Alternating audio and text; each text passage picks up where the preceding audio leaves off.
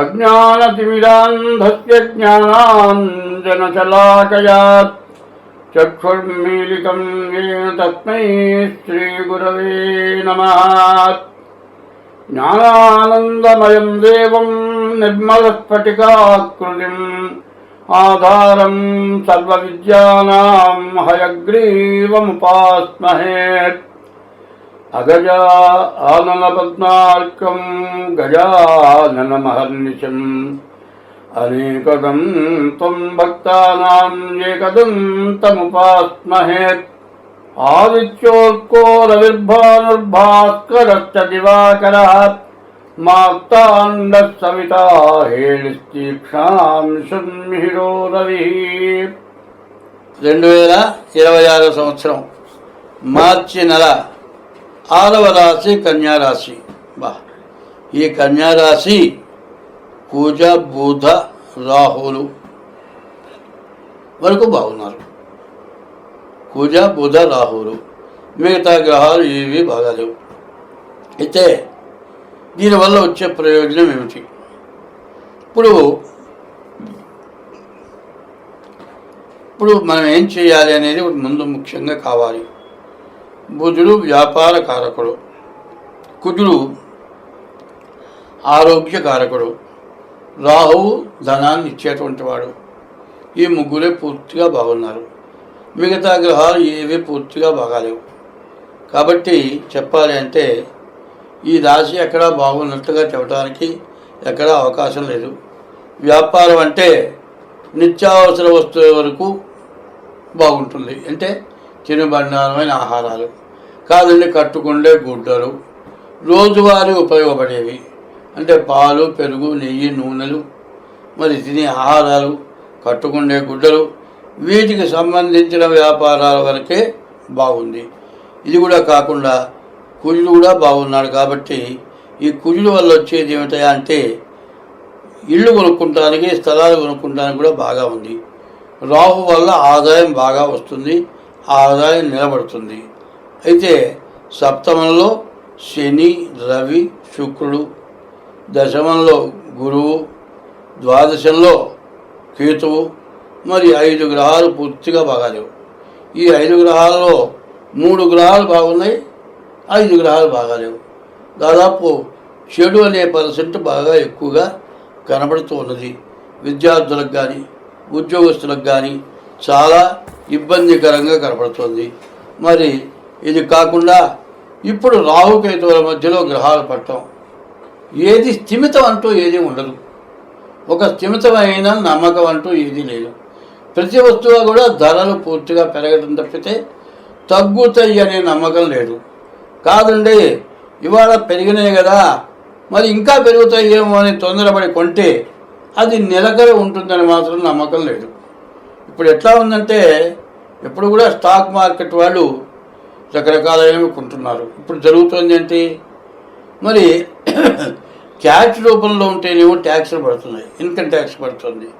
దానికోసం రొక్కపూర్వకంగా పెట్టుకున్న వాళ్ళు అంతకుముందు నోట్లన్నీ మార్చేటప్పటికి మొత్తం దిబ్బలో కొట్టారు, బ్లాక్ డబ్బంతా.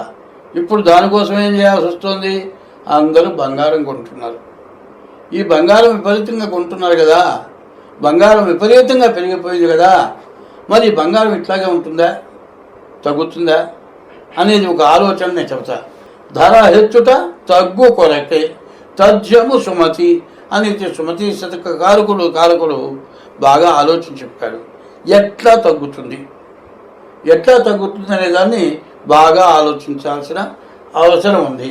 ఏమంటే ఇప్పుడు ఈ సంవత్సరంలో ఇంతకుముందు రేటు కంటే డబుల్ రేట్ అయిందిగా, 2 లక్షలు కూడా పోవచ్చు బంగారం. అయితే పెరుగుతుంది అనే ఆలోచనతో ప్రతి వాళ్ళు కూడా బంగారం కొంటున్నారండి. బంగారం కొంటున్నారు కదా, ఇంత బంగారం ఇట్లా ఉంది కదా, రేపు పొద్దున ప్రభుత్వం చెవిలో పువ్వు పెట్టుకుందా? ప్రభుత్వాలు హీనంగా ఉన్నాయా? ప్రభుత్వాలు కూడా బంగారం కొంటున్నాయి, ప్రభుత్వం కూడా బంగారం నిల్వ చేస్తున్నాయి. ఎందుకంటే ప్రపంచ యుద్ధాలు వస్తాయేమోనని భయంతో అన్ని దేశాలు బంగారం కొంటున్నాయి. సరే, ఇప్పుడు మన ఏం చేస్తున్నారు? బ్లాక్ మార్కెట్ వ్యాపారస్తులంతా కూడా బంగారం కొంటే సరిపోతుంది అని కొని బ్యాంకుల్లో పెట్టారనేది కూడా ఇప్పుడు బయటకు వస్తుంది.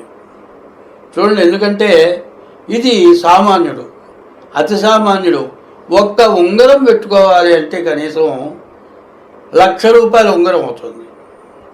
మరి మంగళసూత్రం కట్టాలండి, మంగళసూత్రానికి కావాలి అంటే మరి కొన్ని ఇళ్లలో 2 మంగళసూత్రాలు ఉంటాయి. ₹1,00,000 బంగారం పెట్టి మంగళసూత్రం కొంటారా? ఇది నిలబడే రేటేనా?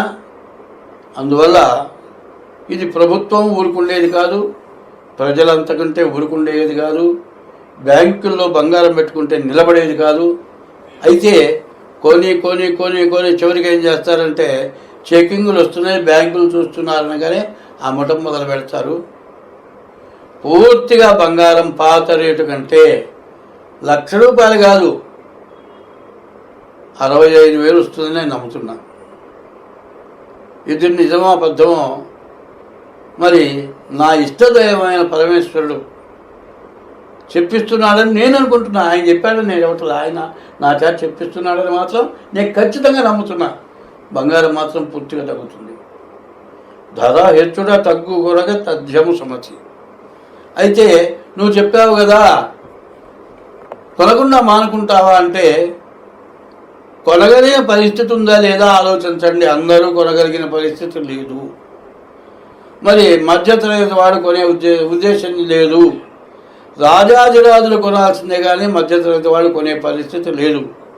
కాబట్టి ఇది మధ్యతరగతి వాడు కొనే పరిస్థితి వస్తేనే బాగా బ్లాక్ చేసిన వాడు అమ్ముకుంటానికి అవకాశం ఉంది. బ్లాక్ చేసేవాడు అమ్ముకోవాలి అంటే మధ్యతరగతి వాడు కొనేటువంటి ధర లేదు వాడు బంగారం. మధ్యతరగతి వాడు కొనగలిగిన రేటు మాత్రం బంగారం లేదు, అది మాత్రం నికరం. అప్పుడు ఏమవుతుంది? కొనేవాడు లేనప్పుడు అవసరం వచ్చినప్పుడు ఎంతకైనా తెగనమ్ముకోవాలే వద్దా? మరి ఇది సమస్య. ఇట్లాంటి సమస్యలు ఈ సంవత్సరంలో బాగా ఎక్కువగా ఉన్నాయి. దీనివల్ల స్టాక్ ఎక్కువగా ఉంటే బ్యాంకులు బతుకుతాయా? మరి బ్లాక్ మార్కెట్ వాళ్ళు బతకగలుగుతారా? అసలు ఇవాళ ఉన్న పరిస్థితి ఏమిటి? ఒక్క మెళ్ళో ఒక మంగళసూత్రం తాడు వేసుకొని ఆడమనిషి బయటికి వెళితే కనీసం ₹2,50,000 ₹3,00,000 ఒక గొలుసు అవుతుంది. అంటే నేను వేరే ఎవరిని విమర్శించడం లేదు, నేను వేరే రకంగా చెప్పటం లేదు. ఆ మంగళసూత్రం తాడుతోటి బయటికి పోయిన ఆడమనిషి తిరిగి రాని పరిస్థితి ఉంది వాళ్ళ.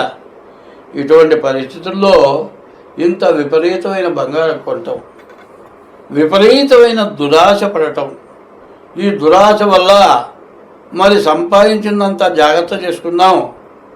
మరి ఇట్లాంటి ఆలోచన దేశానికి, ప్రజలకి, ప్రపంచానికి అంతటికీ కూడా చాలా నష్టం వచ్చేటువంటి పరిస్థితి ఉన్నది.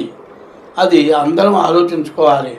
ఎందుకంటే చోరాయ షష్పలాభాయ అన్నారు. దొంగతనానికి వచ్చావట ఒక గడ్డి పరగ దొరికి కూడా లాభం అనుకుంటారట. ఇవాళ పెద్ద పెద్ద దొంగలు ఉన్నారు, మామూలు దొంగలు లేరు.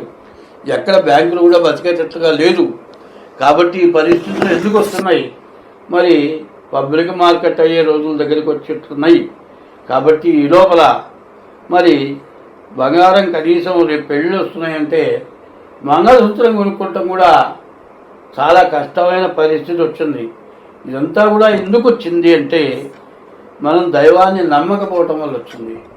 దైవాన్ని నమ్మటం వల్ల వస్తుంది. ఎప్పుడు కూడా బండికి 2 చక్రాలు ఎవరయ్యా అంటే భార్యాభర్తలు. బండి వెళ్ళాలంటే 2 చక్రాలు ఉంటేనే బండి వెళుతుంది. కుటుంబంగా సక్రమంగా బతకాలి అంటే భార్యాభర్త సక్రమంగా ఉండాలి. అది తప్పిపోయింది వాళ్ళ వ్యవహారం. వివాహం చేసుకున్న తర్వాత పరస్త్రీ వ్యామోహం మగవాడికి, పరపురుష వ్యామోహం ఆడదానికి రావటం చేత విపరీతమైన ఆశ, ప్రతి వాళ్ళకి కూడా దురాశ. ఎట్లా ఉంటుంది? ఒక మగవాడిని ఒక ఆడమనిషి పట్టుకున్నది అంటే వాడి దగ్గర గుంజుకుందామని ఏమికి ఆశ. ఒక మగవాడిని ఆడమనిషి పట్టుకుంటే అట్లా ఉంది, ఆడమనిషిని మగవాడిని పట్టుకుంటే దాని దగ్గర వెళ్దామని వీడాశ. ఇటువంటి దురాశ పూరితమైనటువంటి స్థితులు రావడం చేత గ్రహస్థితి బాగుండకపోవడం చేతనే ఇట్లాంటివన్నీ వచ్చినాయి అని చెప్తున్నాను నేను. కాబట్టి దురాశాపూరితం కంటే ఇవాళ దేవాలయాల్లో ఇవాళ ముఖ్యంగా నేను చెప్పబోయేది ఏమిటంటే బంగారం కొనుక్కోవడమే కాదండి, కొన్ని కోట్ల రూపాయల బంగారం దేవాలయాల్లో ఇస్తున్నారు. కొన్ని కోట్ల బంగారాలు దేవాలయాలు ఇస్తున్నారు. దేవాలయాల్లోకి వచ్చేప్పటికల్లా హుండీలోనే కానుకలు వేయవలని చెబుతున్నారు. మరి ఇదంతా ఏమవుతోంది ఆలోచించాలి. దేవుడికి ఎవరు దేవుడు అనేది ఆలోచించాలి. దేహో దేవాలయ ప్రోక్తో జీవో దేహ సనాతన త్యజేద్ అజ్ఞాన నిర్మాల్యం సోహం భావేన పూజేయటం. ఈ దేవుడే దేవుడు. మరి ఈ హృదయంలో ఉన్నాడు దేవుడు. ఈ హృదయంలో దేవుడు ఉన్నాడు కాబట్టి ప్రతి జీవరాశి ఎందు దేవుడు ఉన్నాడు. కాబట్టి ప్రతి జీవరాశిని కూడా రక్షించాలి కానీ భక్షించకూడదు అనేటువంటి స్థితి ఉంది. కాబట్టి ఈ స్వార్థపూరితమైనటువంటి పరిస్థితుల్లో అందరూ బతకాలని కోరుతూ ఉంటే విపరీతమైన స్వార్థం బాగా అందరినీ భ్రష్టు పట్టించే పరిస్థితి వస్తుంది. కాబట్టి ముందు ఇదంతా మార్పు రావాలి. ఈ మార్పు ఎట్లా రావాలి? గ్రహస్థితి బాగుపడాలి. బ్రహ్మంగారు చెప్పిందంతా జరగకుండా పోవాలి అంటే దైవే బలే దుర్బలే అన్నారు. దైవ బలం కావాలి. దైవ బలం కావాలి అంటే ఎవరి ఇష్టదైవాన్ని వాళ్ళు పూజించాలి. ఎవరి ఇష్టదైవాన్ని వాళ్ళు పూజించాలి అంటే ముందు తల్లి తండ్రి, తర్వాత గురువు, దైవం, ఐదోది భార్య. ఈ ఐదుగురిని సక్రమంగా చూసుకుంటూ ఉంటే, సక్రమంగా మనమంతా ఉంటే ఈ దురాశ అక్కర్లేదు. తినటానికి ఎంత బంగారం అన్నా ఉంటండి, అన్ని బియ్యం లేకపోతే అన్నం తినలేము. కాబట్టి ఇటువంటి పరిస్థితి వచ్చింది. ఈ కన్యారాశి పరిస్థితి కూడా పూర్తిగా బాగాలేదు. సరిగ్గా చెప్పాలంటే సరిగ్గా నిత్యావసర వస్తువులు తప్పితే వేరే లేవు. రాహు వల్ల డబ్బులు వస్తాయి. ఈ వచ్చిన డబ్బులు సద్వినియోగం కావాలంటే మీ డేట్ ఆఫ్ బర్త్ ద్వారా జాతకం చూపించుకోవాలి. స్వస్తి.